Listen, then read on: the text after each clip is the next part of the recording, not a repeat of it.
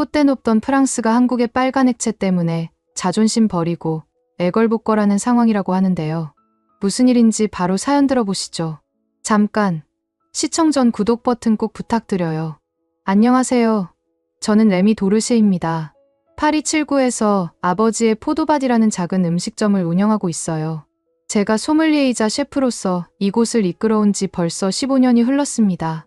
새벽 5시 알람 소리에 눈을 뜨자마자 느꼈던 그 묵직한 압박감이 오늘도 어김없이 찾아왔어요. 침대에서 일어나 욕실로 향하는 발걸음이 평소보다 무거웠죠. 거울에 비친 제 모습은 39세라고 하기엔 너무 지쳐 보였어요. 눈가에 주름이 깊어졌고 머리카락 사이사이로 새치가 눈에 띄게 늘어났더라고요. 파리 렁지 시장으로 향하는 지하철 안에서 스마트폰을 꺼내 어제 매출을 다시 한번 확인했어요. 전월 대비 42% 감소. 이 숫자가 현실이라는 게 믿기지 않았죠. 불과 2년 전만 해도 예약 없이는 자리를 잡기 어려운 인기 레스토랑이었는데 이제는 평일 저녁에도 절반 이상의 테이블이 비어 있었거든요. 시장에 도착해서 평소처럼 단골 상인들과 인사를 나누며 식재료를 고르는데 마음이 편하지 않았어요. 최고급 송아지 고기를 보면서도 이걸 사서 요리해봤자 몇 명이나 주문할까 하는 생각이 먼저 들었죠. 결국 평소보다 적은 양을 주문할 수밖에 없었어요. 레미, 요즘 장사 어떤가?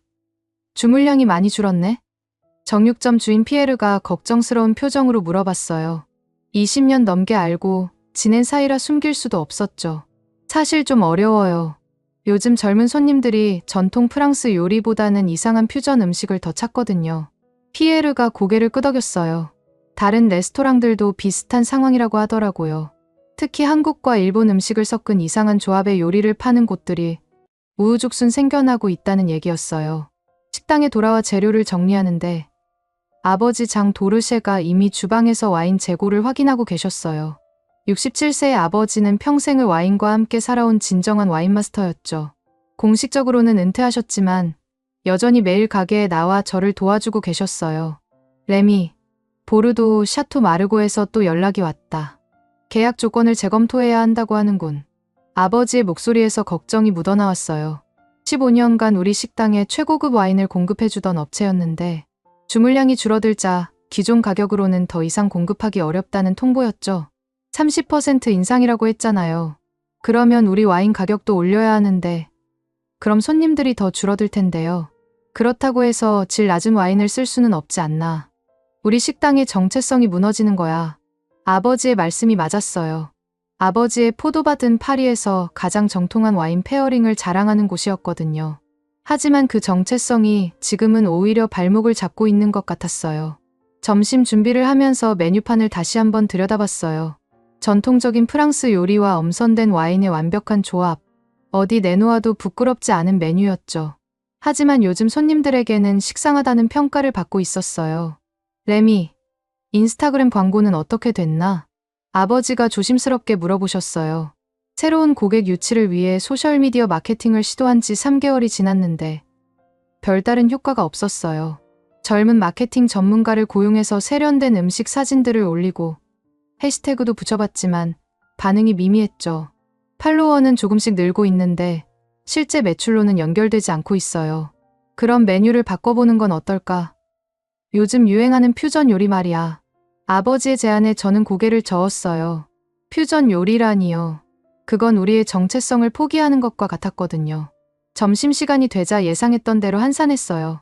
30석 규모의 식당에 겨우 7테이블만 손님이 앉았죠. 그마저도 절반은 관광객들이었고 나머지는 오랜 단골 손님들이었어요. 새로운 고객은 거의 없었어요. 창밖으로 길 건너편에 있는 김치 사시미 하우스를 보니 점심시간임에도 불구하고 줄이 길게 늘어서 있었어요.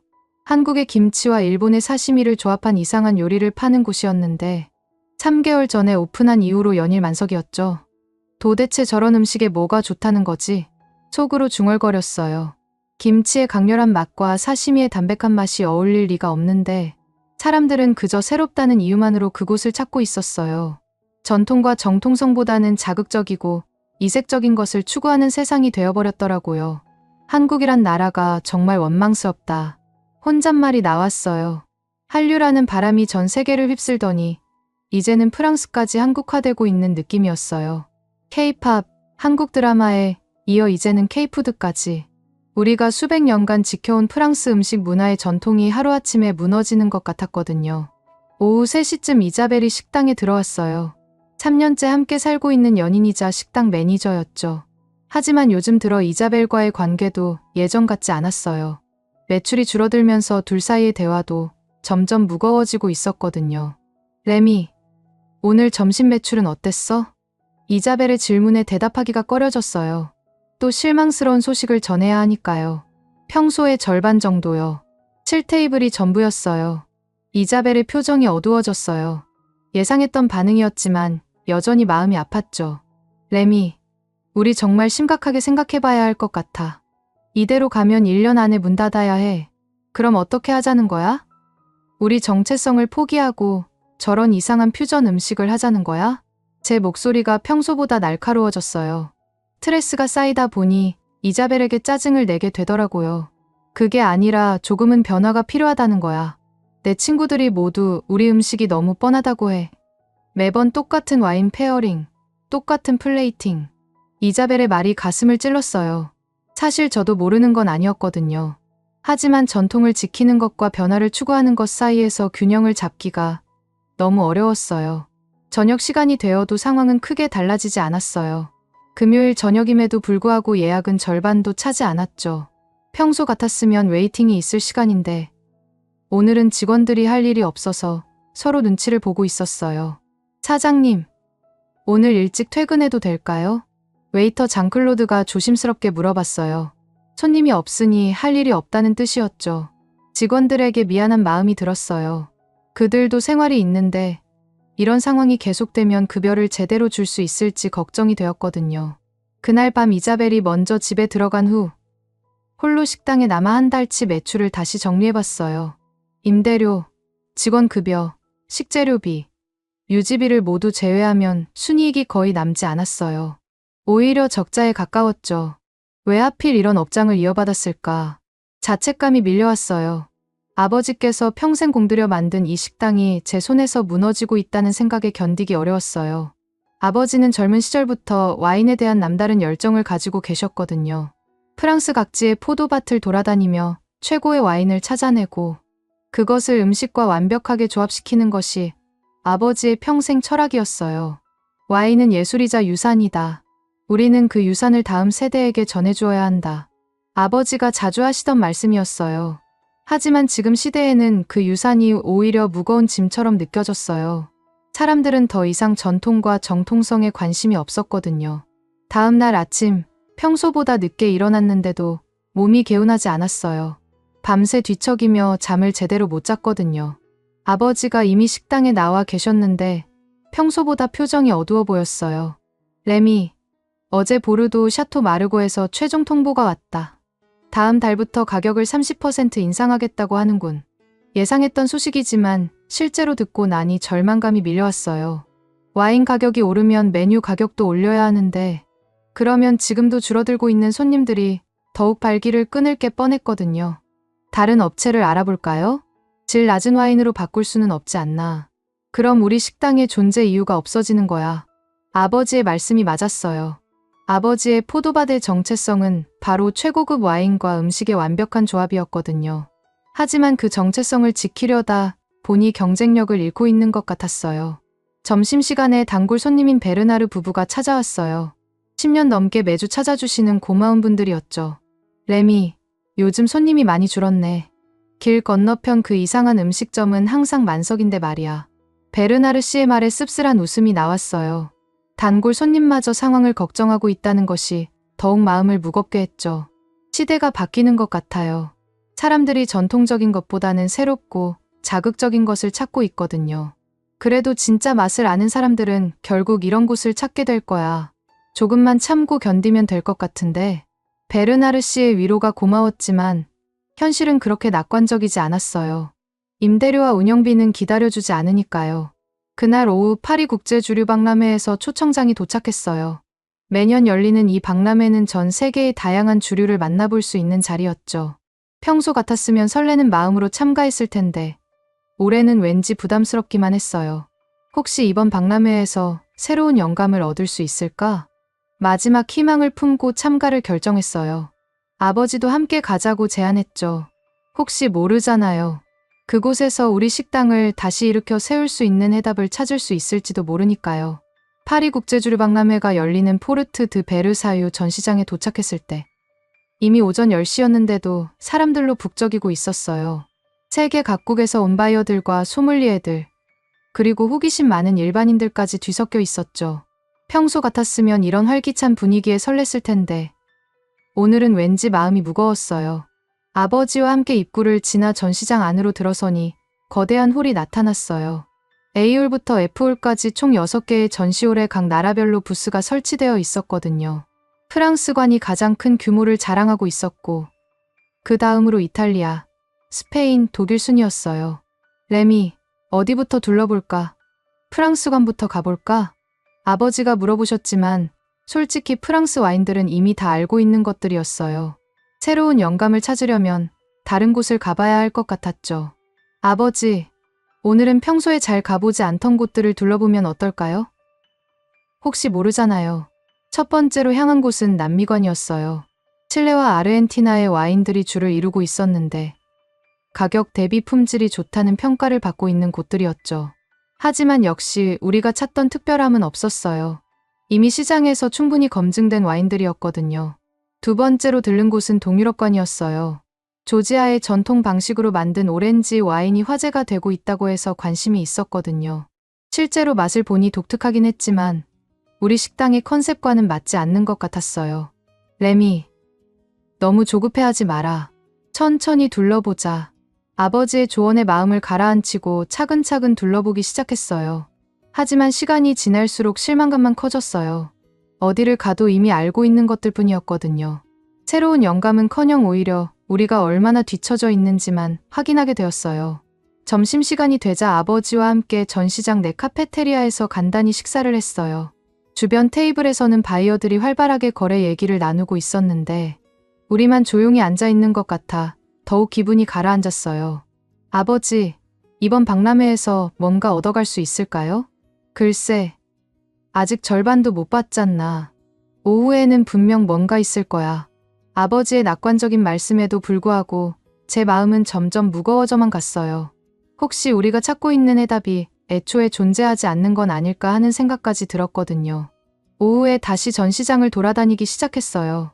이번에는 아시아관으로 향했죠. 일본의 사케와 중국의 황주, 그리고 동남아시아의 다양한 전통주들이 전시되어 있었어요. 평소에는 별로 관심이 없던 분야였지만 지금은 어떤 것이든 새로운 시각으로 바라보려고 노력했어요. 일본관에서 다양한 사케를 시음해봤는데 의외로 정교하고 세련된 맛이었어요. 특히 준마이다이 긴조라는 최고급 사케는 프랑스 와인에 뒤지지 않는 복잡미를 가지고 있었죠. 하지만 역시 우리 식당과는 거리가 멀었어요. 중국관을 지나 동남아시아관을 둘러보는데 그때 한 구석에서 눈에 띄는 부스를 발견했어요. 대한민국관이라고 적힌 작은 부스였는데 다른 나라들에 비해 규모는 작았지만 뭔가 정성스럽게 꾸며져 있었어요. 한국관이 있네? 한번 가볼까? 사실 한국에 대해서는 별로 좋은 감정이 없었어요. 요즘 파리의 젊은이들이 한국 음식에 열광하면서 우리 같은 전통 프랑스 레스토랑이 타격을 받고 있었거든요. 하지만 호기심은 있었어요. 도대체 어떤 술들이 그들의 음식 문화를 뒷받침하고 있는지 궁금했거든요. 한국관에 들어서니 생각보다 다양한 술들이 전시되어 있었어요. 소주, 막걸리, 그리고 이름도 생소한 여러 가지 전통주들이 있었죠. 하지만 제 시선을 사로잡은 것은 한 구석에 놓인 작은 병이었어요. 깊고 짙은 빨간색 액체가 담긴 그 병은 다른 술들과는 확연히 달라 보였어요.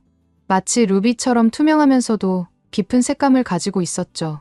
전통적인 포도 와인의 빨간색과는 전혀 다른 뭔가 더 신비로운 느낌이었어요. 이게 뭔가요? 한국관 담당자에게 물어봤더니 젊은 한국 여성이 밝은 미소를 지으며 대답해 주었어요. 복분자주라고 합니다. 한국의 전통 과실주예요. 복분자라는 산딸기로 만든 술이죠. 복분자주. 처음 들어보는 이름이었어요. 산딸기로 만든 술이라니 과연 어떤 맛일까 궁금해졌죠. 시음해 보실 수 있어요. 담당자가 작은 시음잔에 복분자주를 따라주었어요. 잔을 들어 향을 맡아보니 포도 와인과는 완전히 다른 향이 났어요. 달콤하면서도 깊이가 있고 뭔가 자연의 야생성이 느껴지는 향이었죠. 첫 모금을 입에 머금는 순간 저는 완전히 놀랐어요. 이건 술이 아니라 과일의 영혼이구나라는 생각이 저절로 나왔어요. 달콤함 속에 숨겨진 깊고 복잡한 맛의 층들이 혀끝에서 차례로 펼쳐졌거든요. 처음에는 신선한 산딸기의 상큼함이 느껴졌고 그 다음에는 은은한 발효의 깊이가 이어졌어요. 마지막에는 약간의 떫은 맛과 함께 긴 여운이 남았죠. 이런 복합적인 맛의 조화는 처음 경험해보는 것이었어요. 이 술은 어떻게 만드는 건가요? 복분자를 발효시켜서 만들어요. 한국에서는 전통적으로 약주로도 여겨지고 있어서 몸에도 좋다고 알려져 있어요. 약주라는 말에 더욱 흥미가 생겼어요. 단순히 기호품이 아니라 건강에도 도움이 되는 술이라니 현대인들에게 어필할 수 있는 요소가 아닐까 싶었거든요. 주변에서 다른 관람객들이 복분자주를 시음하는 모습을 지켜봤어요. 대부분 달콤하네, 색깔이 예쁘다는 정도의 반응을 보였는데 평론가들은 그냥 달달한 술 정도로 평가하는 것 같았어요. 하지만 저는 뭔가 다른 것을 느꼈어요. 이 술이 가진 잠재력을 다른 사람들은 못 보고 있는 것 같았어요. 단순히 달콤한 술이 아니라 음식과의 페어링에서 무한한 가능성을 가진 술이라는 생각이 들었거든요. 특히 디저트나 치즈, 심지어 고기 요리와도 흥미로운 조합을 만들어낼 수 있을 것 같았어요. 혹시 이 술에 대해 더 자세히 알 수 있을까요? 어디서 만들어지는지, 어떤 과정을 거치는지. 제 간절한 질문에 담당자가 눈을 반짝였어요. 정말 관심이 있으시군요. 사실 저희가 이번 달 말에 한국 현지 견학 프로그램을 운영할 예정이에요. 전북 고창에 있는 복분자 농장과 양조장을 직접 방문해서 생산 과정을 보실 수 있어요. 현지 견학이라니 제 마음이 두근거리기 시작했어요. 이런 기회는 흔하지 않았거든요. 하지만 동시에 망설임도 생겼어요. 지금 식당 상황이 좋지 않은데 해외여행을 가는 게 맞나 싶었죠. 어떻게 신청할 수 있나요? 결국 호기심이 이겼어요. 혹시 모르잖아요. 이 여행이 우리 식당을 구할 수 있는 열쇠가 될지도 모르니까요. 담당자가 명함과 함께 견학 프로그램 안내서를 주었어요. 3박 4일 일정으로 복분자 농장 견학부터 양조장 체험, 그리고 현지 음식과의 페어링 체험까지 포함되어 있었어요. 아버지, 이거 어떻게 생각하세요? 아버지에게 복분자주를 권해드리며 견학 프로그램에 대해 말씀드렸어요. 아버지도 복분자주를 맛보시더니 눈빛이 달라졌어요. 이거 정말 독특하구나. 와인과는 완전히 다른 매력이 있어. 함께 한국에 가보시는 게 어떨까요? 혹시 새로운 영감을 얻을 수 있을지도 모르잖아요. 아버지가 잠시 고민하시더니 고개를 끄덕였어요. 그래, 한번 가보자. 지금 상황에서는 뭐든 시도해봐야지. 그날 저녁 집에 돌아와 이자벨에게 한국 견학 프로그램에 대해 얘기했어요. 이자벨은 처음에는 반대했어요. 지금 식당 상황이 이런데 여행을 간다고. 정신이 나간 거야? 새로운 아이템을 찾을 수 있는 기회일 수도 있어. 복분자주라는 정말 독특한 술을 발견했거든. 또 다른 술. 레미, 우리에게 필요한 건 새로운 술이 아니라 새로운 관점이야. 이자벨의 말이 맞을 수도 있었어요. 하지만 제 직감은 이 복분자주가 뭔가 특별하다고 말하고 있었어요. 이 술이 제 인생을 바꿀 것 같다는 확신이 들었거든요. 일주일만 시간을 줘. 다녀와서 결과가 없으면 다른 방법을 찾아보자. 결국 이자벨이 허락해 주었어요. 반신반의하면서도 제 결정을 존중해 준 거죠. 그날 밤 침대에 누워 복분자주의 맛을 다시 떠올려 봤어요. 그 깊고 복잡한 맛의 층들이 어떤 음식들과 어우러질지 상상해보니 설렘이 밀려왔어요. 치즈와의 조합, 디저트와의 매칭, 심지어 고기. 요리와도 어떤 새로운 하모니를 만들어낼 수 있을 것 같았거든요. 이번이 마지막 기회일지도 모른다. 스스로에게 다짐했어요. 한국에서 돌아와서도 상황이 나아지지 않으면 정말로 식당을 정리해야 할지도 모르니까요. 하지만 지금은 희망을 품고 싶었어요. 복분자주가 우리에게 새로운 길을 열어줄 것이라는 믿음으로요. 인천공항에 도착했을 때 이미 오후 2시가 넘어 있었어요. 14시간의 긴 비행이었는데 아버지는 생각보다 괜찮아 보이셨어요. 67세의 나이에도 불구하고 새로운 경험에 대한 기대감이 피로를 이겨낸 것 같았죠. 입국 수속을 마치고 도착 게이트를 나서자 한국어와 영어로 쓰인 피켓을 든 젊은 남성이 우리를 기다리고 있었어요. 레미 도르세 고창 복분자 견학단이라고 적힌 피켓이었죠. 안녕하세요.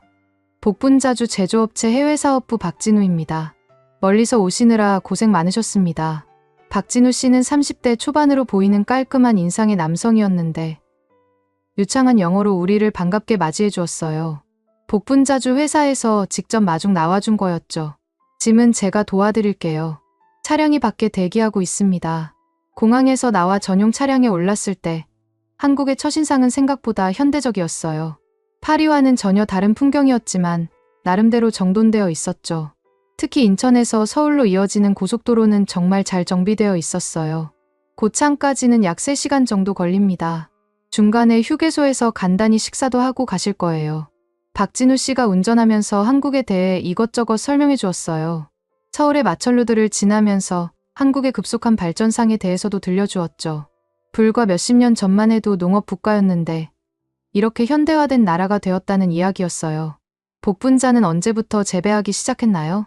제가 질문하자 박진우 씨가 룸미러로 저를 보며 대답했어요. 야생 복분자는 예전부터 있었지만 본격적인 상업 재배는 1990년대부터 시작됐어요. 특히 고창 지역이 복분자 재배의 메카가 된 거죠. 토양과 기후 조건이 완벽하거든요. 고속도로를 달리며 창밖 풍경을 보는 것도 흥미로웠어요. 서울을 벗어나자 점점 농촌 풍경이 나타나기 시작했는데 프랑스의 시골과는 또 다른 매력이 있었어요.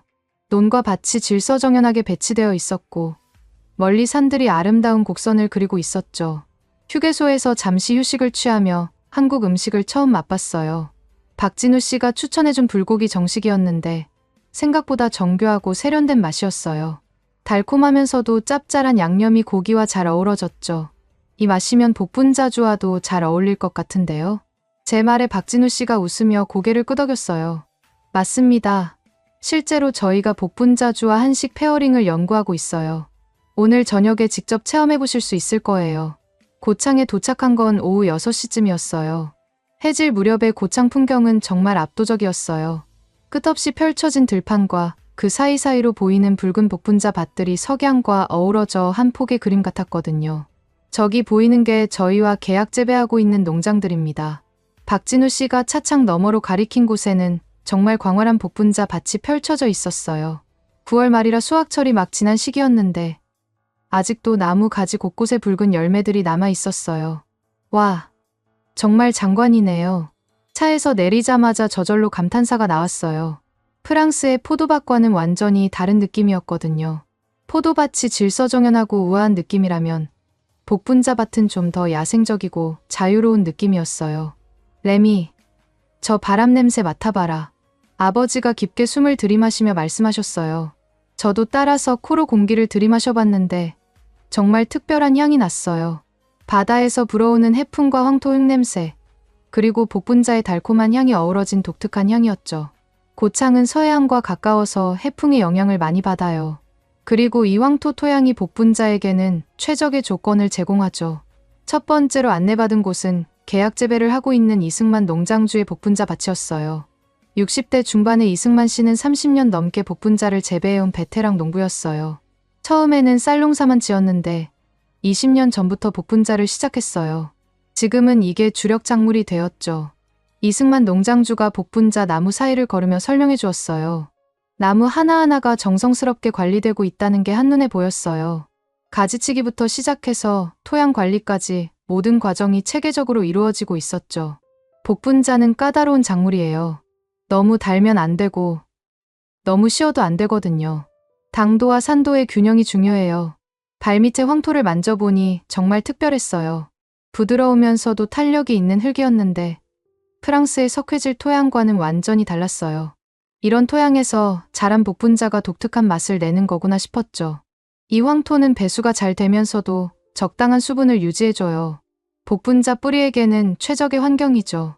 농장 곳곳을 둘러보며 복분자 재배의 전 과정을 직접 볼 수 있었어요. 봄철 새순이 돋을 때부터 시작해서 여름철 성장기, 그리고 가을 수확기까지의 과정을 이승만 씨가 자세히 설명해 주었어요. 수확은 정말 중요해요. 너무 이르면 당도가 부족하고 너무 늦으면 과숙해서 술맛이 떨어져요. 하루 차이로도 품질이 달라지거든요. 이승만 씨의 말에서 농부로서의 자부심이 느껴졌어요. 단순히 농사를 짓는 게 아니라 예술품을 만든다는 마음가짐으로 복분자를 기르고 있다는 걸 알 수 있었죠. 해가 지기 전에 박진우 씨가 우리를 양조장으로 안내했어요. 농장에서 차로 20분 정도 떨어진 곳에 위치한 복분자주 양조장은 생각보다 규모가 컸어요. 현대적인 공장 건물과 사무동, 그리고 견학객을 위한 체험관까지 갖춘 종합시설이었죠. 1995년에 설립되어 지금까지 30년간 복분자주 전문으로 해온 곳이에요. 고창 지역 50여 농가와 계약 재배를 하고 있어서 최고 품질의 복분자만 선별해서 사용하고 있어요. 양조장 입구에서 김수연 생산관리자가 우리를 맞이해 주었어요. 50대 중반의 여성분이었는데 얼굴에 깊이 패인 주름에서 오랜 세월 이 일에 헌신해온 흔적이 느껴졌어요. 멀리 프랑스에서 오느라 고생 많으셨습니다. 저는 이곳에서 복분자주 생산을 담당하는 김수연입니다. 내일부터 본격적인 견학이 시작될 텐데 오늘은 간단히 인사만 나누고 쉬시면 됩니다. 양조장 견학을 하면서 복분자주 제조 과정을 직접 봤을 때는 정말 놀랐어요. 생각보다 훨씬 정교하고 체계적인 과정이었거든요. 복분자 선별부터 시작해서 세척, 으깨기, 발효, 숙성까지 모든 단계가 과학적으로 관리되고 있었어요. 복분자는 포도와 달리 당분이 높아서 발효가 빨라요. 그래서 온도 조절이 더욱 중요하죠. 김수연 관리자가 스테인리스 스틸 발효 탱크를 가리키며 설명했어요. 각 탱크마다 온도계와 압력계가 달려 있었고 24시간 모니터링 시스템으로 관리되고 있었죠. 아버지가 발효 탱크 앞에서 갑자기 멈춰 서셨어요. 그리고 깊게 숨을 들이마시더니 눈을 감으셨어요. 이 향. 내가 젊은 시절 남프랑스 들판을 탐험하던 때가 떠오르는군. 아버지의 말씀에 저도 놀랐어요. 아버지가 그렇게 감정적으로 반응하시는 건 정말 오랜만에 보는 거였거든요. 평생을 와인과 함께 살아온 아버지가 복분자 발효 과정에서 옛 추억을 떠올리신다니요. 복분자 발효는 포도 발효와 어떻게 다른가요? 제가 질문하자 김수영 관리자가 자세히 설명해 주었어요. 복분자는 당분이 높아 알코올 발효가 빠르게 진행되지만 산도도 높아서 발효 온도 조절이 까다롭다고 했어요. 너무 빠르게 발효시키면 향이 날아가고 너무 천천히 하면 잡균이 번식할 수 있다는 거였죠. 그래서 저희는 전통 방식과 현대 기술을 결합했어요. 온도는 과학적으로 관리하지만 누룩은 전통 방식으로 만들어 사용하고 있어요. 누룩 저장고에 들어가자 또 다른 세계가 펼쳐졌어요. 수백 개의 항아리가 일정한 간격으로 배치되어 있었는데 각각의 항아리에서 미묘하게 다른 향이 나고 있었어요. 전통과 현대가 조화롭게 어우러진 모습이었죠. 저희는 한국 전통의 향기를 빚습니다. 김수영 관리자의 말에 왠지 모르게 울컥했어요. 그 한마디에서 이 사람들이 얼마나 자신들의 일에 자부심을 가지고 있는지 느껴졌거든요. 단순히 술을 만드는 게 아니라 문화를 만들어가고 있다는 신념이 있었어요. 양조장 견학을 마치고 옆 건물로 이동했는데 그곳에서는 막걸리 숙성이 이루어지고 있었어요. 복분자주만 만드는 줄 알았는데 막걸리도 함께 생산하고 있다는 게 놀라웠어요.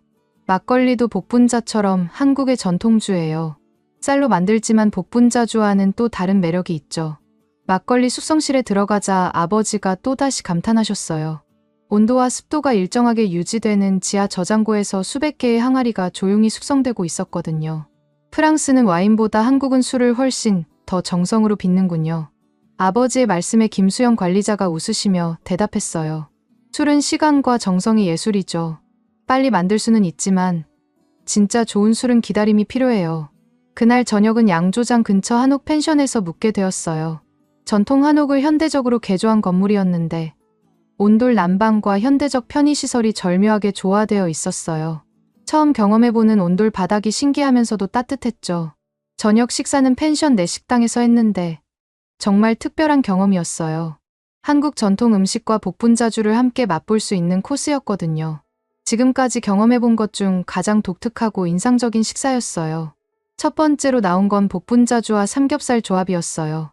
처음에는 의아했죠. 달콤한 과실주와 기름진 고기가 어울릴까 싶었거든요. 하지만 막상 먹어보니 정말 놀라웠어요. 복분자주의 산도가 삼겹살의 기름기를 깔끔하게 정리해주면서 동시에 달콤함이 고기의 감칠맛을 더욱 돋보이게 했어요. 이건 정말 혁신적인 조합이네요. 제가 감탄하자 김수영 관리자가 미소를 지었어요. 복분자주는 생각보다 음식과의 궁합이 좋아요. 특히 한국 음식과는 완벽한 조화를 이루죠. 두 번째로 나온 건 복분자주와 각종 장아찌였어요. 무김치, 깍두기, 오이소박이 등 다양한 발효 음식들과 복분자주를 함께 맛봤는데 이것도 예상 외로 훌륭했어요. 발효 음식의 깊은 맛과 복분자주의 과실향이 서로를 보완해 주었거든요. 세 번째는 복분자주와 달볶음탕이었어요. 매콤한 양념의 달볶음탕과 달콤한 복분자주가 어떻게 어울릴까 싶었는데 복분자주가 매운맛을 중화시켜주면서 달고기의 담백함을 더욱 살려주었어요. 하지만 가장 놀라운 건 아버지의 반응이었어요. 막걸리와 파전을 드시더니 눈빛이 완전히 달라지셨거든요. 이거 정말 대단하군. 막걸리의 탄산감과 파전의 바삭함이 이렇게 잘 어울릴 줄은 몰랐어. 아버지가 평생 와인만 고집하시다가 다른 술에 이렇게 감탄하시는 건 처음 봤어요. 특히 막걸리의 부드러운 단맛과 약간의 신맛이 파전의 고소함과 만나 만들어내는 하모니에 완전히 빠져 계셨죠. 저는 복분자주와 다양한 한과를 시도해봤어요. 약과, 강정, 다식 등 전통 디저트들과 복분자주의 조합은 정말 환상적이었어요. 특히 약과의 꿀맛과 복분자주의 과실, 향이 만나 만들어내는 깊이 있는 단맛은 어떤 디저트 와인보다도 훌륭했어요. 식사 중간중간 제가 메모를 적기 시작했어요. 복분자주와 다양한 음식들의 페어링 아이디어들이 머릿속에서 폭발하고 있었거든요. 프랑스 요리와 복분자주를 결합하면 어떤 새로운 맛을 만들어낼 수 있을지 상상만으로도 흥미진진했어요. 저희는 매일 실패하면서 빚었어요. 단 하나의 맛을 위해서. 김수영 관리자의 말씀이 깊게 와닿았어요. 완벽한 한 잔의 복분자주를 위해 수없이 많은 시행착오를 겪었다는 이야기였죠. 이런 장인정신이야말로 진짜 술을 만드는 사람들의 자세라는 생각이 들었어요. 와인도 처음엔 인정받지 못했지. 아버지가 과거를 회상하며 조용히 말씀하셨어요. 지금은 세계적으로 인정받는 프랑스 와인도 처음에는 단순한 지역 술에 불과했다는 뜻이었죠. 복분자주도 언젠가는 세계적으로 인정받을 수 있다는 가능성을 보신 것 같았어요. 그날 밤 아버지와 저는 한옥 마루에 앉아 복분자주 한 잔을 더 나누었어요. 15년 만에 아버지와 함께 술잔을 부딪히며 웃은 것 같았어요. 평소에는 와인에 대한 견해 차이로 종종 의견이 부딪혔는데 오늘은 그런 게 전혀 없었거든요. 레미야, 이 술은 정말 특별하다. 이건 우리 음식점에서 새롭게 시작할 수 있는 열쇠가 될 수도 있겠어. 아버지의 말씀에 제 가슴이 뛰기 시작했어요. 평생을 프랑스 와인 일로만 살아오신 아버지가 한국의 전통주에 이렇게 감동받으시다니요. 이제 정말로 새로운 시작이 가능할 것 같다는 확신이 들었어요. 둘째 날 아침이 밝았을 때 저는 어느 때보다 상쾌한 기분으로 눈을 떴어요. 온돌의 따뜻함이 몸 구석구석까지 스며들어 깊은 잠을 잘 수 있었거든요. 창문을 열자 고창의 신선한 공기와 함께 복분자 밭에서 피어오르는 은은한 향이 코끝을 스쳤어요. 레미, 일찍 일어났구나. 오늘은 뭔가 특별한 일이 있을 것 같은 기분이야. 아버지께서 이미 마루에 앉아 아침 공기를 마시고 계셨어요. 평소보다 표정이 밝아 보이셨는데 어제의 경험이 아버지에게도 큰 감동을 주었나 봐요. 아침 식사 후 박진우 씨가 마중을 나와주었는데 오늘은 좀 더 깊이 있는 체험이 준비되어 있다고 했어요. 실제 복분자주 제조 과정에 직접 참여해보는 시간이었거든요. 양조장에 도착하니 어제와는 분위기가 달랐어요. 생산팀장 이민호 씨를 비롯해 여러 직원들이 체험용 작업복과 위생 장비를 준비해놓고 기다리고 있었거든요. 마치 진짜 양조장 직원이 된 기분이었어요. 오늘은 어제 수확한 복분자로 실제 복분자주를 만들어 보실 거예요. 처음부터 끝까지 직접 손으로 해보시면 복분자주가 어떻게 탄생하는지 이해하실 수 있을 거예요. 복분자 선별 작업부터 시작했는데 정말 까다로운 과정이었어요. 겉보기에는 비슷해 보이는 복분자들이지만 하나하나 만져보고 색깔을 확인해가며 골라내야 했거든요. 너무 익은 것, 덜 익은 것, 상처가 난 것들을 모두 제외해야 했어요. 이 한 알 한 알이 모여서 한 병의 복분자주가 되는 거예요. 그래서 이 과정을 소홀히 할 수 없어요. 품질관리 담당 최영희 씨의 설명을 들으며 정성스럽게 복분자를 골라냈어요. 처음에는 서툴렀지만 점점 요령이 생기더라고요. 아버지도 평생 포도를 다뤄오신 경험 덕분에 금세 적응하셨어요. 세척 과정에서는 물의 온도가 정말 중요하다는 걸 배웠어요. 15도에서 18도 사이의 물로 3번에 걸쳐 세척해야 하는데 온도가 조금만 달라져도 복분자의 상태가 변한다고 하더라고요. 직접 온도계로 재면서 세척해보니 이 모든 과정이 얼마나 정교한지 알 수 있었어요. 으깨기 작업에서는 압력 조절의 중요성을 체감했어요. 기계의 압력 게이지를 보면서 이민호 팀장이 섬세하게 조절하는 모습을 지켜봤는데 0.1기압만 달라져도 결과물이 달라진다고 했어요. 너무 세게 누르면 씨앗이 깨져서 쓴맛이 나고 너무 약하게 누르면 과즙이 충분히 나오지 않는다는 거였죠. 누룩을 넣는 과정이 가장 신비로웠어요. 3가지 다른 누룩을 정확한 비율로 배합하는데 각각의 누룩마다 들어있는 미생물이 다르다고 했어요. 하나는 단맛을 내는 효모, 하나는 산미를 내는 유산균, 마지막 하나는 향을 내는 특수균이라고 하더라고요. 이 누룩들의 배합 비율이 저희만의 비밀이에요. 30년간 연구해서 만든 황금 비율이거든요. 김수영 관리자가 자랑스럽게 말씀하시는 모습에서 장인의 자부심이 느껴졌어요. 단순히 술을 만드는 게 아니라 예술 작품을 만든다는 마음가짐이 있으신 거죠. 발효탱크에 혼합물을 넣고 온도를 맞추는 과정도 직접 해봤어요. 25도에서 28도 사이를 유지해야 하는데 1도만 높아져도 발효 속도가 급격히 빨라져서 향이 날아간다고 했어요. 반대로 너무 낮으면 발효가 제대로 되지 않아서 알코올 도수가 낮아진다고 하더라고요. 이 온도 관리를 위해서 24시간 교대 근무를 해요. 밤에도 2시간마다 한 번씩 체크하거든요. 직원분의 말씀을 듣고 정말 놀랐어요. 하나의 술을 만들기 위해 이렇게 많은 사람들이 밤낮 없이 노력하고 있다니요. 점심시간에는 직원 식당에서 현지 직원들과 함께 식사를 했어요. 소박한 한식이었지만 정말 맛있었어요. 특히 된장찌개와 김치의 조합이 인상적이었는데 발효 음식끼리의 조화라고 할까요? 이런 음식들도 복분자주와 잘 어울려요. 발효 음식끼리는 서로 잘 맞거든요. 한 직원분의 말씀에 호기심이 생겼어요. 실제로 된장찌개를 한 숟갈 떠서 복분자주를 한 모금 마셔보니 정말 신기한 조화를 이뤘어요. 된장의 깊은 맛과 복분자주의 상큼함이 서로를 보완해주더라고요. 오후에는 본격적인 페어링 체험이 시작되었어요. 양조장 내 전용 시음실에서 진행됐는데 정말 다양한 한식과 복분자주의 조합을 맛볼 수 있었어요. 갈비찜과 복분자주를 함께 맛봤을 때는 정말 깜짝 놀랐어요. 갈비찜의 달콤한 양념과 복분자주의 과실향이 만나니 마치 새로운 요리가 탄생한 것 같았거든요. 고기의 기름기를 복분자주의 산도가 깔끔하게 정리해주면서도 단맛은 더욱 강조되었어요. 전복죽과의 조합도 의외였어요. 담백한 전복죽과 복분자주의 달콤함이 어울릴까 싶었는데 막상 먹어보니 전복의 고급스러운 감칠맛이 복분자주와 만나 더욱 깊어지더라고요. 불고기와 복분자주는 정말 완벽한 매칭이었어요. 불고기 특유의 달콤 짭짤한 맛과 복분자주의 과실향이 서로를 돋보이게 해주었거든요. 특히 불고기를 씹고 나서 복분자주를 마시면 입안에 오래도록 달콤한 여운이 남았어요. 프랑스 요리와도 이런 매칭이 가능할까요? 제가 질문하자 정연수 마케팅 담당자가 눈을 반짝였어요. 정말 좋은 아이디어네요. 사실 저희도 서양 요리와의 페어링을 연구하고 싶었는데 전문가가 없어서 못하고 있었거든요. 그 자리에서 내일 저녁에 간단한 프랑스 요리를 만들어서 복분자주와 매칭해보는 실험을 하기로 했어요. 제가 직접 요리를 해보겠다고 하니 모두들 기대에 찬 표정을 지었죠. 저녁 시간이 되자 정말 특별한 만찬이 준비되어 있었어요. 한옥 펜션의 별채에서 열린 전통 한상 차림이었는데 궁중 요리를 연상시킬 정도로 화려했어요. 창 위에는 색깔별로 조화롭게 배치된 각종 요리들이 올라와 있었어요.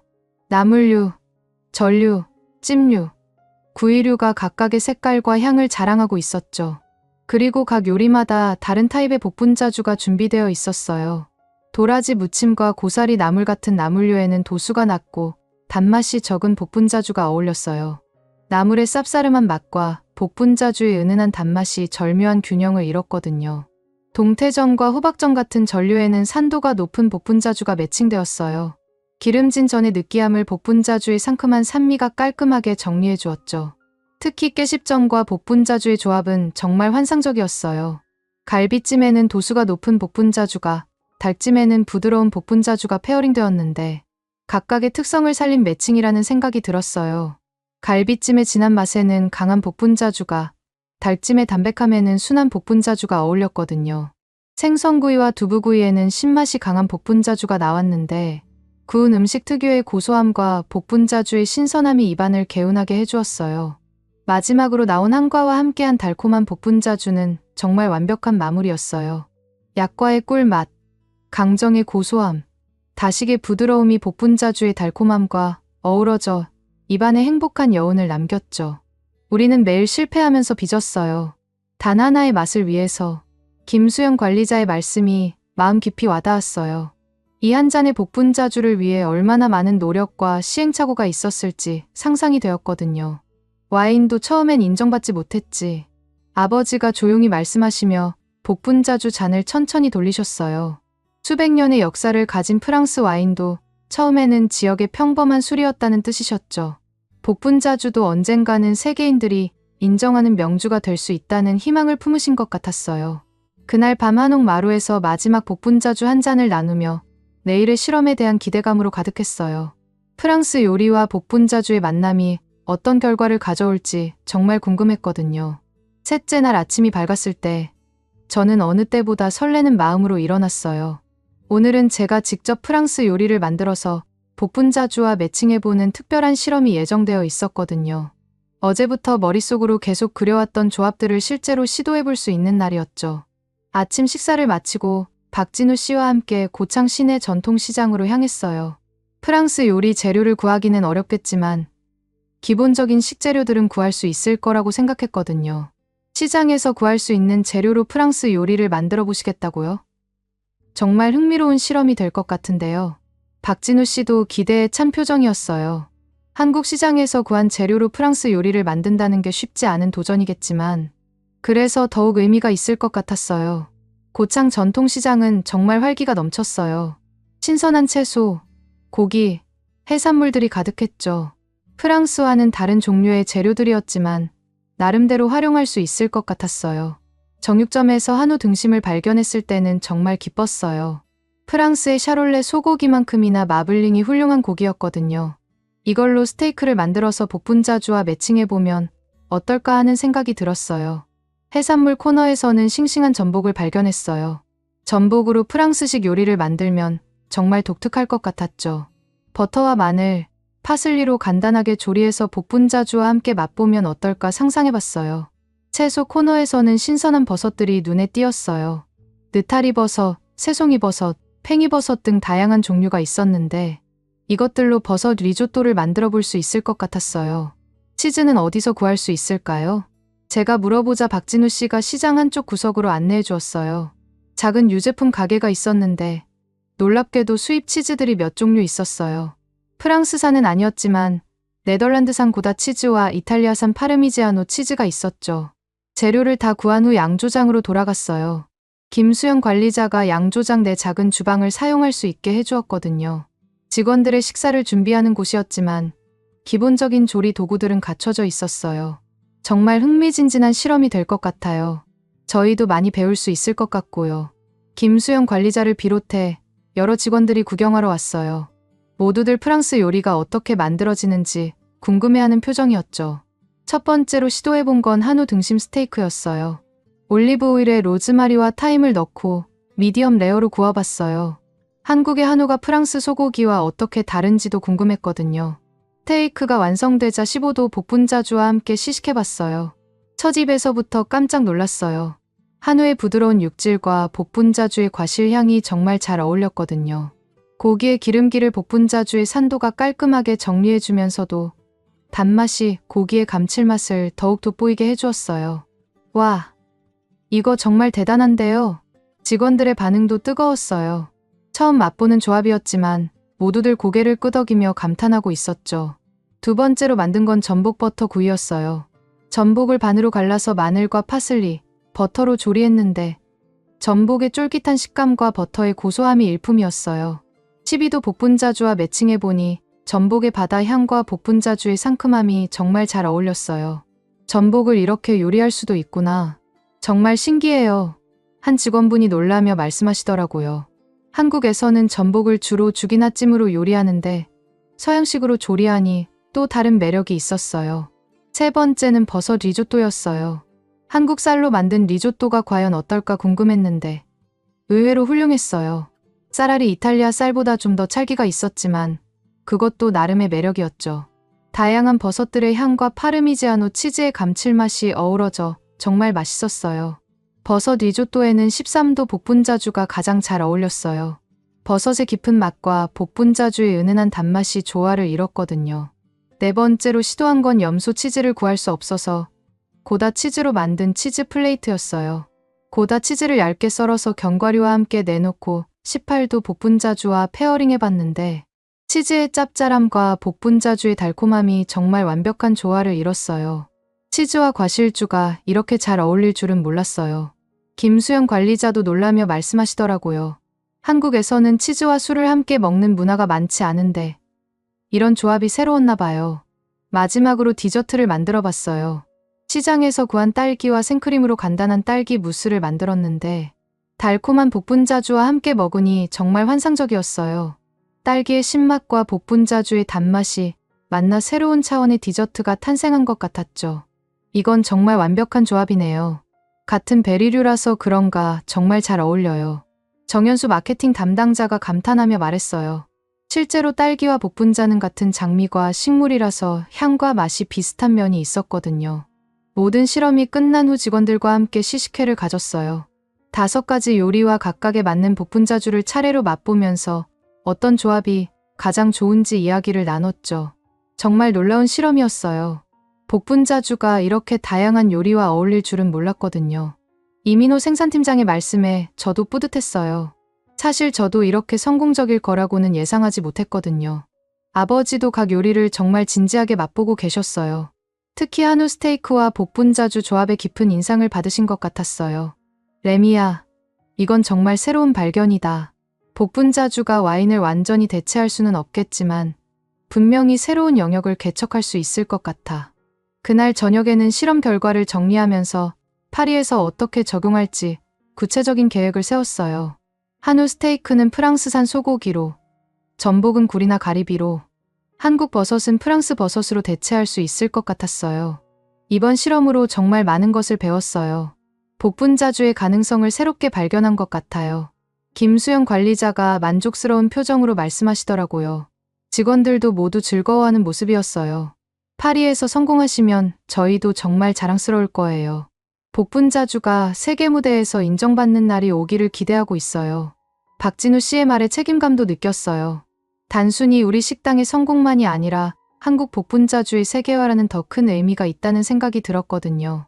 그날 밤 한옥마루에서 아버지와 마지막 복분자주를 나누며 내일 파리로 돌아갈 준비를 했어요. 짧은 여행이었지만 정말 많은 것을 얻어가는 기분이었어요. 내일부터는 정말 새로운 시작이군. 아버지의 말씀에 고개를 끄덕였어요. 복분자주와 함께하는 새로운 도전이 기다리고 있었거든요. 실패할 수도 있지만 적어도 후회는 없을 것 같았어요. 이렇게 확실한 가능성을 확인했으니까요. 한국에서의 마지막 날이 밝았어요. 3박 4일의 짧은 여행이었지만 정말 많은 것을 배우고 느낄 수 있었던 시간이었죠. 오늘은 파리로 돌아가는 날이었는데 떠나기 전에 복분자주 수입 계약에 대한 간단한 미팅이 예정되어 있었어요. 아침 일찍 양조장으로 향했을 때 마음 한편으로는 아쉬움이 컸어요. 이제 곧 이 아름다운 고창을 떠나 파리로 돌아가야 한다니요. 하지만 동시에 설렘도 있었어요. 복분자주와 함께 새로운 시작을 할 수 있다는 기대감 때문이었죠. 양조장에서 김수영 관리자와 박진우 씨가 복분자주 샘플들을 준비해놓고 기다리고 있었어요. 다양한 도수와 당도의 복분자주들이 작은 병에 담겨져 있었는데 각각 라벨에 상세한 정보가 적혀 있었죠. 이번에 가져가실 샘플들입니다. 도수별로 12도, 15도, 18도 3가지와 당도별로 단맛, 중간맛, 신맛 3가지로 총 9종류를 준비했어요.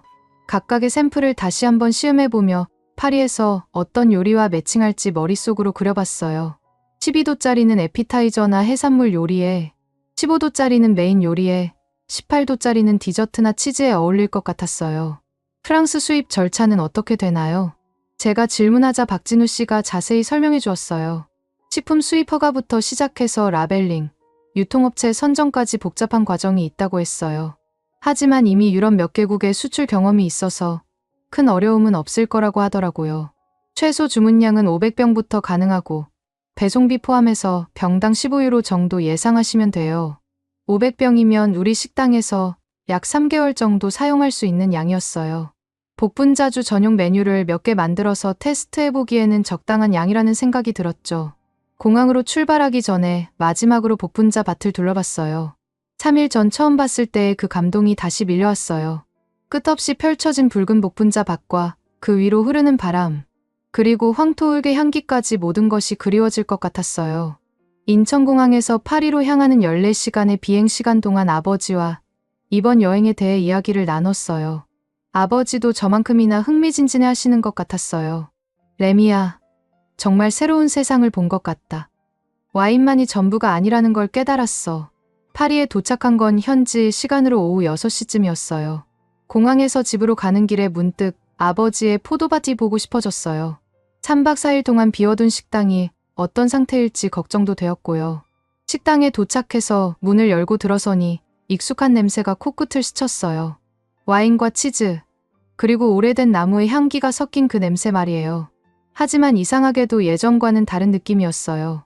뭔가 새로운 시작을 기다리고 있는 것 같은 느낌이랄까요. 이자벨이 식당 관리를 잘 해놓았더라고요. 테이블도 깨끗하게 정리되어 있었고 냉장고 안의 식재료들도 상태가 좋았어요. 하지만 예약 대장을 보니 여전히 한산한 상태였어요. 어떻게 됐어? 한국에서 뭔가 찾았어? 이자벨이 기대 반 걱정 반의 표정으로 물어봤어요. 저는 복분자주 샘플들을 꺼내며 한국에서의 경험을 자세히 얘기해줬어요. 정말 그 술이 그렇게 좋다고? 이자벨도 호기심을 보이더라고요. 12도짜리 복분자주를 따라서 건네주니 처음에는 의아한 표정을 지었어요. 하지만 맛을 보더니 눈빛이 달라졌어요. 이거 정말 독특하네. 와인과는 완전히 다른 매력이 있어. 이자벨의 긍정적인 반응을 보고 희망이 생겼어요. 이자벨이 인정한다면 다른 사람들도 분명히 좋아할 거라는 확신이 들었거든요. 그날 밤부터 본격적인 메뉴 개발에 들어갔어요. 복분자주와 어울릴 만한 프랑스 요리들을 생각해보며 하나하나 테스트해봤어요. 한국에서의 실험 결과를 바탕으로 프랑스 식재료에 맞게 응용해보는 작업이었죠. 양고기 안심을 로즈마리와 함께 구워서 15도 복분자주와 매칭해봤는데 정말 놀라운 조화를 이뤘어요. 양고기 특유의 냄새를 복분자주의 과실 향이 중화시켜주면서 동시에 고기의 풍미는 더욱 깊어졌거든요. 브르타뉴산 가리비를 버터와 마늘로 구워서 12도 복분자주와 페어링해봤을 때도 환상적이었어요.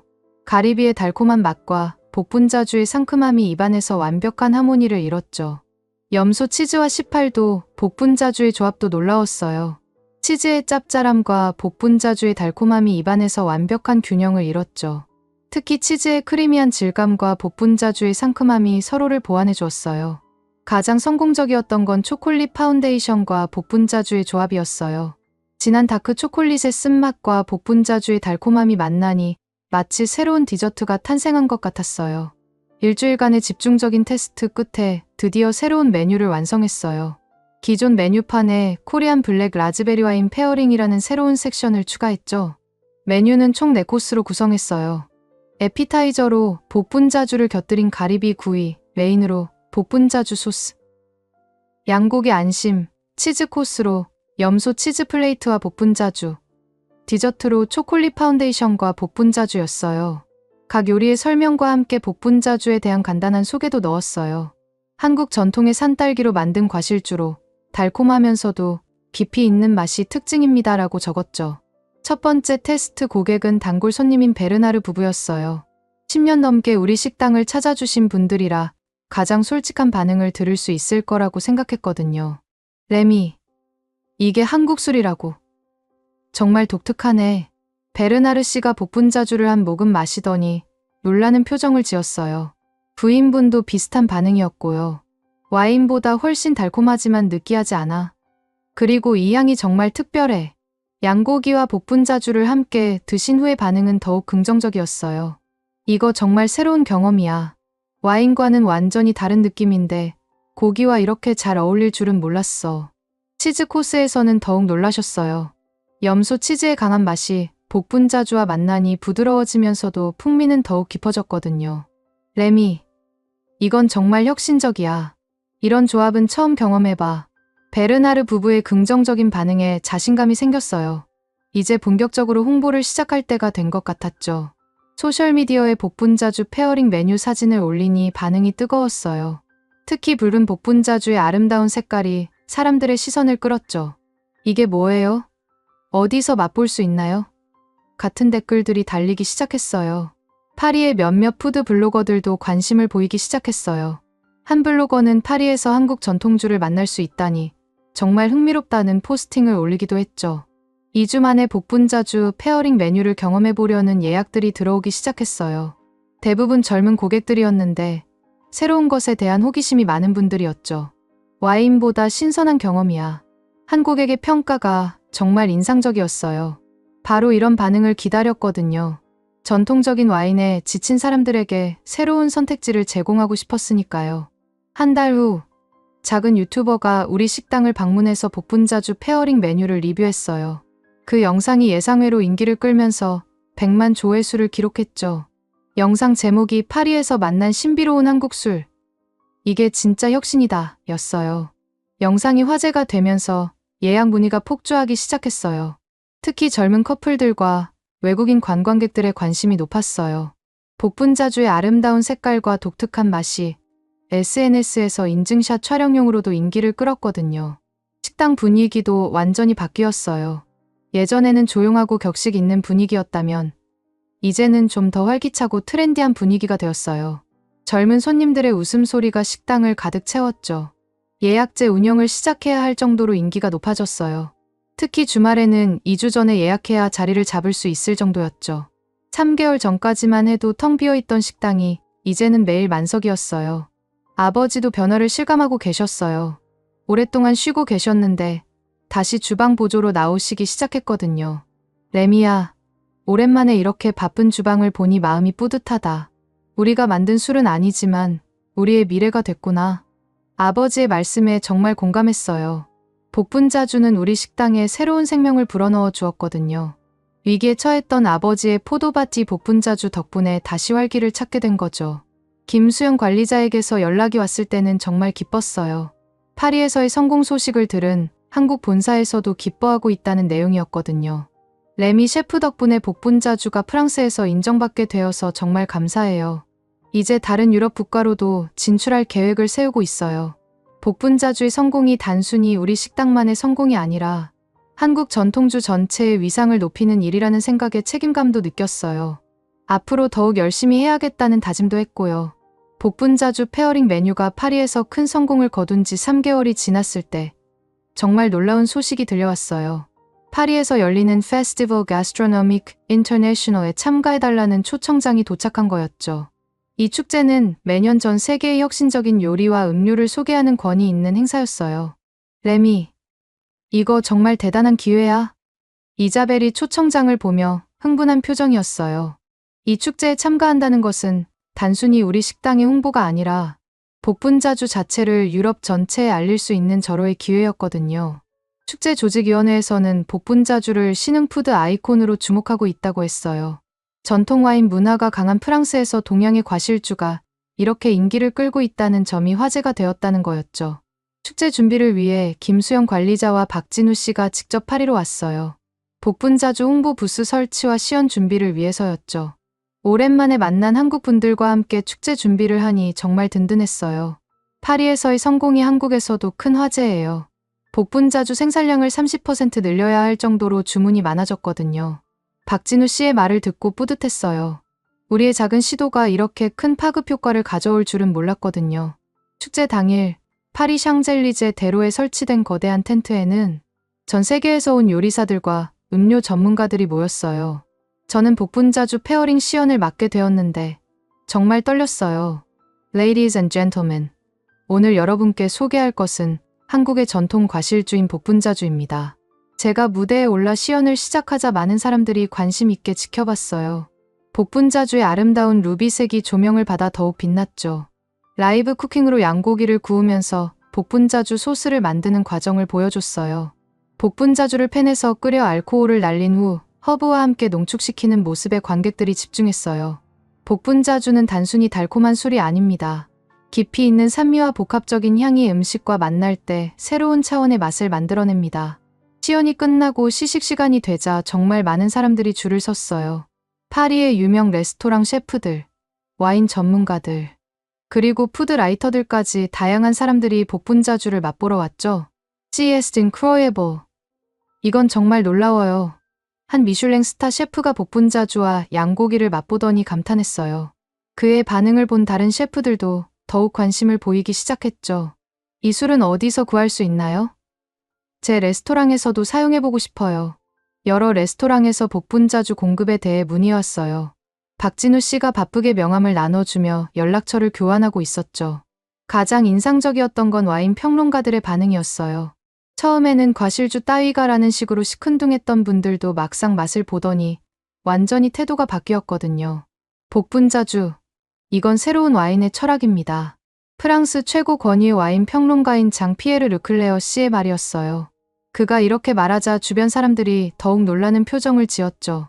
전통 와인이 테루아르의 철학이라면 복분자주는 순수한 과실의 철학이군요. 인위적이지 않으면서도 깊이가 있어요. 그의 평가는 곧 소셜미디어를 통해 퍼져나갔어요.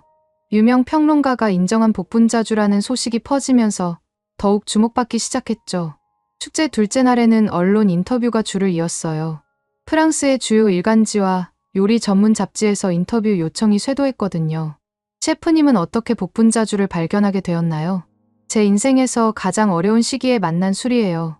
전 와인으로 시작했지만 복분자주로 사람을 기억하게 됐어요. 제가 한 말이 많은 기자들의 마음을 움직인 것 같았어요. 단순히 새로운 술을 발견한 이야기가 아니라 위기를 극복한 인간적인 스토리에 감동받은 거죠. 복분자주가 프랑스 요리계에 어떤 변화를 가져올 것으로 보시나요? 혁신은 전통을 부정하는 게 아니라 새로운 가능성을 열어주는 것이라고 생각해요. 복분자주는 프랑스 요리에 새로운 영감을 줄 수 있을 거예요. 축제 기간 중 가장 기억에 남는 순간은 김수영 관리자와의 재회였어요. 부스에서 열심히 복분자주를 소개하고 계신 모습을 보니 정말 감사했어요. 김 관리자님, 정말 고생 많으셨어요. 아니에요. 저희 복분자주가 이렇게 인정받는 모습을 보니 정말 뿌듯해요. 당신들처럼 이 술을 기억해줄 이들이 많아졌으면 좋겠어요. 김 관리자님의 말씀에 가슴이 뭉클했어요. 한국에서 정성스럽게 빚은 술이 이렇게 멀리 파리까지 와서 사랑받고 있다니요. 축제 마지막 날에는 올해의 혁신적인 음료상을 수상했어요. 복분자주가 전통 와인들을 제치고 이런 상을 받게 될 줄은 꿈에도 몰랐어요. 이 상은 복분자주만의 상이 아닙니다. 한국의 전통주 문화와 이를 지켜온 모든 분들께 바치는 상이에요. 시상식에서 한 제 소감이 많은 사람들의 박수를 받았어요. 특히 한국에서 온 김수영 관리자님과 박진우 씨가 눈물을 글썽이시는 모습을 보니 저도 울컥했어요. 축제가 끝난 후 정말 놀라운 일들이 연달아 일어났어요. 프랑스 전역의 레스토랑에서 복분자주 공급 문의가 쇄도했고 와인샵에서도 복분자주 취급을 원한다는 연락이 왔어요. 미슐랭 가이드에서도 연락이 왔어요. 아버지의 포도밭을 동서양 발효 미각의 연결점이라고 평가하면서 별점 심사를 하겠다고 했어요. 3년 전까지만 해도 문 닫을 위기에 있던 식당이 미슐랭 가이드의 주목을 받게 된 거였죠. 한국 대사관에서도 연락이 왔어요.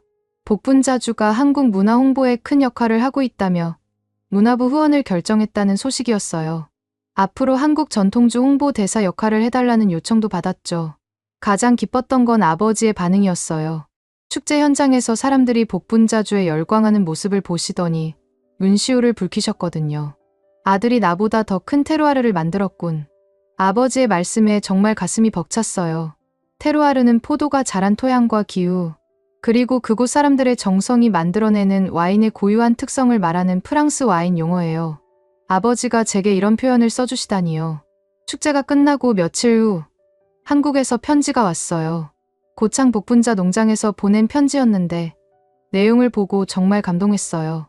해복분자 수확 때 꼭 다시 뵙겠습니다.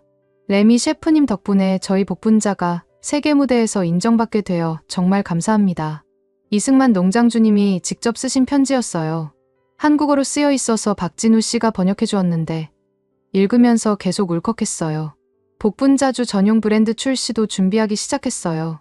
한국 본사와 함께 유럽 시장 전용 복분자주를 개발하기로 한 거였죠. 프랑스인들의 입맛에 맞게 조금 더 드라이한 버전도 만들어 보기로 했어요. 그날 밤 이자벨과 함께 복분자주 한 잔을 나누며 지난 몇 달을 되돌아봤어요. 정말 꿈만 같은 시간이었어요. 레미, 정말 자랑스러워. 포기하지 않고 새로운 길을 찾아낸 당신이. 이자벨의 말에 가슴이 뿌듯했어요. 몇 달 전까지만 해도 관계가 소원했었는데 이제는 예전보다 더 끈끈해진 것 같았어요. 이건 와인이 아니었다. 이건 붉은 기억이었다. 이건 사람을 잇는 술이었다. 혼자서 중얼거렸어요. 복분자주는 단순한 술이 아니라 한국과 프랑스를, 전통과 현재를, 그리고 사람과 사람을 이어주는 다리 역할을 하고 있었거든요. 축제에서의 성공 이후 6개월이 흘렀어요. 아버지의 포도밭은 이제 완전히 다른 모습이 되어 있었죠. 복분자주 열풍이 파리 전역으로 퍼지면서 우리 식당은 복분자주 페어링의 대표적인 곳으로 알려지게 되었어요. 매일 아침 식당에 들어서면 벽에 걸린 액자들이 눈에 띄었어요. 축제에서 받은 상장, 각종 신문 기사들, 그리고 손님들이 보내준 감사 편지들까지 정말 다양했죠. 특히 한 벽면에는 복분자주에 대한 설명과 함께 고창 농장 사진들이 전시되어 있었어요. 레미, 오늘도 예약이 가득이야. 이자벨이 예약 대장을 확인하며 말했어요. 저녁 시간대는 물론이고 점심시간까지 복분자주를 맛보려는 손님들로 가득했거든요. 정말 감사한 일이었지만 동시에 책임감도 무거웠어요. 새롭게 합류한 직원들도 생겼어요. 주방 보조 2명과 홀 서비스 직원 1명을 추가로 고용했는데 모두 복분자주에 대한 교육을 받아야 했어요. 단순히 술을 따라주는 게 아니라 그 배경과 스토리를 설명할 수 있어야 했거든요. 복분자주는 한국 전라북도 고창에서 자란 산딸기로 만든 전통주입니다. 황토 토양과 해풍이 만나 독특한 맛을 냅니다. 새 직원 피에르가 손님에게 설명하는 모습을 보니 뿌듯했어요. 프랑스 청년이 한국 전통주에 대해 이렇게 자세히 알고 설명하다니요. 가장 큰 변화 중 하나는 손님층이었어요. 예전에는 중장년층 단골들이 대부분이었다면 이제는 20대부터 60대까지 정말 다양한 연령층이 찾아왔어요. 특히 젊은 커플들과 외국인 관광객들이 많이 늘었죠. 인스타그램에서 봤는데 정말 예쁘네요. 한 젊은 여성 손님이 복분자주 잔을 들고 사진을 찍으며 감탄했어요. 루비같이 빛나는 복분자주의 색깔이 조명을 받아 더욱 아름다워 보였거든요. 소셜미디어의 힘은 정말 대단했어요. 손님들이 올린 사진과 후기들이 계속 퍼져나가면서 자연스럽게 홍보가 되었죠. 특히 복분자주와 음식의 페어링 사진들은 정말 예술작품 같았어요. 파리의 다른 레스토랑들도 복분자주에 관심을 보이기 시작했어요. 몇몇 셰프들이 직접 찾아와서 복분자주 공급에 대해 문의하기도 했죠. 하지만 아직은 물량이 한정적이어서 우리 식당에서만 경험할 수 있다고 설명해드렸어요. 한국 본사에서는 복분자주 전용 브랜드 개발 진행 소식을 전해왔어요. 유럽 시장을 겨냥한 새로운 제품을 연구 중이라는 거였죠. 정말 기대되는 프로젝트네요. 언제쯤 출시 예정인가요? 아직 개발 단계라 정확한 시기는 말씀드리기 어렵지만 내년 중에는 가능할 것 같아요. 박진우 씨와의 화상통화에서 나눈 대화였어요. 새로운 브랜드가 나오면 파리에서 복분자주를 더 쉽게 만날 수 있게 될 거라는 기대감이 생겼죠. 어느 날 정말 놀라운 손님이 찾아왔어요. 프랑스의 유명한 요리 프로그램 제작진이었거든요. 복분자주와 프랑스 요리의 독특한 조합을 소재로 방송을 만들고 싶다는 제안이었어요. 정말 혁신적인 아이디어라고 생각해요. 시청자들이 정말 흥미로워할 것 같은데요. PD가 열정적으로 말하는 모습을 보니 저도 설렜어요. 전국 방송을 통해 복분자주를 알릴 수 있는 좋은 기회라고 생각했거든요. 촬영은 한 달 후에 진행되었어요. 복분자주의 제조 과정부터 페어링 요리까지 모든 것을 담았죠. 특히 제가 직접 요리하면서 복분자주와의 매칭 포인트를 설명하는 장면이 인상적이었어요. 복분자주의 산미가 양고기의 기름기를 중화시켜주면서 동시에 과실의 달콤함이 고기 본연의 맛을 더욱 돋보이게 합니다. 방송이 나간 후 반응이 폭발적이었어요. 시청률도 높았지만 무엇보다 복분자주에 대한 관심이 급증했죠. 방송 다음 날부터 예약 문의 전화가 쇄도했어요. 방송 보고 왔는데 복분자주 코스 예약 가능한가요? 하루에 수십 통의 전화가 걸려왔어요. 한 달 후까지 예약이 꽉 찰 정도였죠. 가장 기뻤던 건 한국 손님들의 반응이었어요. 파리에 살고 있는 한국인들뿐만 아니라 관광으로 온 한국인들까지 많이 찾아왔거든요. 프랑스에서 이렇게 고급스럽게 복분자주를 마실 수 있다니 정말 자랑스러워요. 한 한국인 손님이 감동스러운 표정으로 말씀하시더라고요. 고국의 전통주가 이렇게 대접받는 모습을 보니 뿌듯하다고 하셨어요. 9개월 후 정말 뜻밖의 연락이 왔어요. 고창에서 이승만 농장주님이 직접 파리로 오신다는 소식이었거든요. 복분자주의 성공을 직접 확인하고 싶다고 하셨어요. 정말요? 농장주님이 직접 오신다고요? 김수영 관리자와의 통화에서 들은 소식에 정말 기뻤어요. 한국에서 복분자를 정성스럽게 기르시는 분을 다시 만날 수 있다니요. 한 달 후 이승만 농장주님과 김수영 관리자가 파리에 도착하셨어요. 공항 마중을 나갔을 때 정말 반가웠어요. 고창에서 만났을 때 그 친근한 미소 그대로였거든요. 레미 셰프님, 정말 오랜만이에요. 두 분 모두 한국 전통 한복을 입고 오셨는데 파리 공항에서도 정말 우아해 보이셨어요. 그날 저녁 특별한 만찬을 준비했어요. 우리 식당 전체를 예약 손님 없이 비우고 오직 한국에서 오신 분들만을 위한 자리를 마련한 거였죠. 복분자주 8코스 풀코스를 준비해서 대접했어요. 이게 제가 기른 복분자로 만든 요리들이군요. 이승만 농장주님이 하나하나 음식을 드시며 감탄하셨어요. 고창의 작은 농장에서 키운 복분자가 이렇게 멀리 파리까지 와서 이런 대접을 받는다니 정말 감개무량하셨나 봐요. 농장주님이 정성껏 키워주신 복분자 덕분에 제 인생이 완전히 바뀌었어요. 제 말에 농장주님이 눈물을 글썽이셨어요. 농부로서 자신이 기른 작물이 이렇게 인정받는다는 게 얼마나 뿌듯하실까 싶었거든요. 일주일간 파리에 머무시면서 우리 식당의 모든 것을 지켜보셨어요. 손님들이 복분자주를 맛보며 행복해하는 모습, 직원들이 복분자주에 대해 자세히 설명하는 모습까지 모든 것을 사진으로 남기셨죠. 떠나시기 전날 함께 마지막 복분자주를 나누며 대화를 나눴어요. 이제 정말 복분자가 세계적인 술이 된 것 같아요. 김수영 관리자의 말에 정말 공감했어요. 고창의 작은 농장에서 시작된 복분자주가 파리 시민들의 사랑을 받고 있으니까요. 한국으로 돌아가신 후 며칠 뒤 고창 농장 전체 농민들이 함께 보낸 편지가 도착했어요. 레미 셰프님 덕분에 저희 복분자가 프랑스에서 이렇게 사랑받게 되어 정말 감사합니다.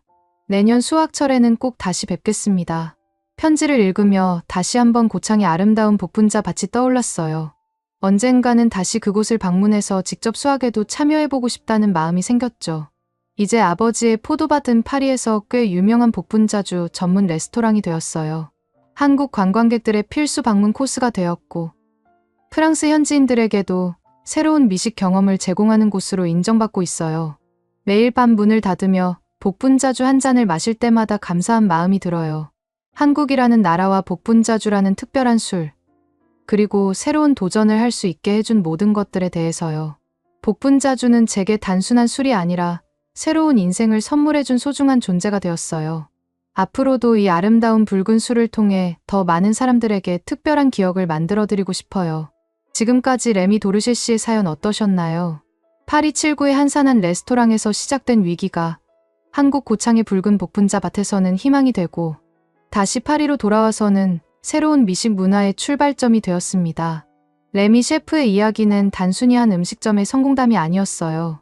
전통과 혁신이 만날 때 어떤 기적이 일어나는지, 그리고 진정한 맛이란 단순히 혀끝의 감각이 아니라 마음과 마음을 잇는 달이라는 걸 보여주는 따뜻한 증언이었죠.